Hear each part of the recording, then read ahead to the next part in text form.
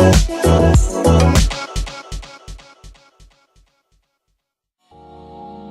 hello everybody, and welcome to another edition of the D-Pad Discourse.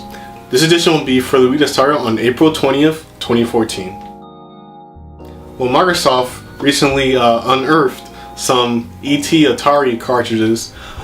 There was apparently a myth about whether or not Atari buried E.T. cartridges during the video game crash of 1983. And apparently, a lot of people, didn't know whether or not it was actually true. So Microsoft went down to New Mexico to, find if whether or not some E.T. Atari cartridges were buried, and they were. They dug up some E.T. Atari cartridges as well as some other Atari cartridges such as Centipede. The reason why I said apparently was because back a couple years ago when I was reading things about the video game crash in 1983 in North America, I remember reading that Atari did bury E.T. cartridges in New Mexico. So I always thought that this was, accepted as a fact. I didn't know that it was, considered by some people and websites as an urban myth. But Microsoft proved it to be true, and apparently there will be a video documentary about this. So I'm really interested in seeing it, because this is a part of video game history, and it's going to be cool to see the whole process of them digging up the cartridges. Alright, and in other news, Nintendo will apparently be advertising Mario Kart 8 all year, and this makes sense since it's pretty much the biggest game the Wii U has for this year. Mario Kart is probably the biggest Nintendo franchise when it comes to popularity that hasn't been released yet for the Wii U.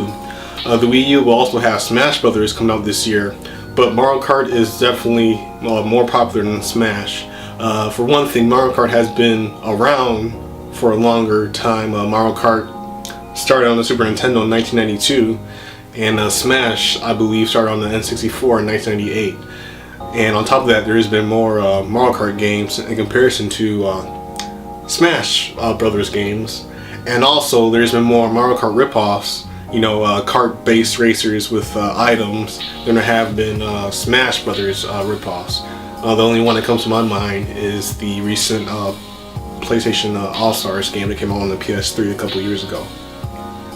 So it makes sense. It's going to be interesting to see how Mario Kart 8 does, if it makes the Wii U sales boost a whole lot. I mean, even if they do boost a whole lot, the Wii U sales have been so low that, if they go up by double or triple, that still wouldn't meet the sales of the PS4 or Xbox One.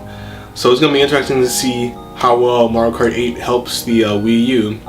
It's definitely, I would say, the Wii U's last chance at having the game that will be known mainstream. Smash Brothers will be too, but as I said before, Mario Kart 8 is more popular in terms of a series than Smash Brothers is. So I think this is really the Wii U's last chance at having a really major game to help sell consoles. So it's going to be interesting to see what Nintendo does in terms of advertising the game alongside the Wii U for this year. And I won't be surprised if they keep on advertising Mario Kart 8 next year, and possibly even throughout this whole current gaming generation that just started. So it's going to be interesting to see what happens. Alright, and to end off this edition of the D-Pad Discourse, GameStop will be focusing on mobile. They've stated this new transition as GameStop 3.0, and basically they'll be focusing more on mobile. And I guess what this means is that they'll be focusing on iPhone, iPad, all those other mobile devices on top of accessories for the devices, and maybe even games. You might see GameStop work along with developers of mobile games to sell the games. Maybe in the stores have codes for the games, and you buy the codes from GameStop, and then you just enter the codes into your iOS device or mobile device, and then you'll get the game from there. we'll see what happens, but it should be interesting. On top of that, they also announced that over 100 GameStop stores will be closing too. So this is going to be interesting to move to see, GameStop transition into this. There's apparently, well, there is definitely a lot of money in terms of the mobile marketplace with Android devices and iOS devices. So there's definitely a lot of money to be made there. But it's just going to be interesting to see, whether or not GameStop still becomes widely known for video games instead of, being known for mobile.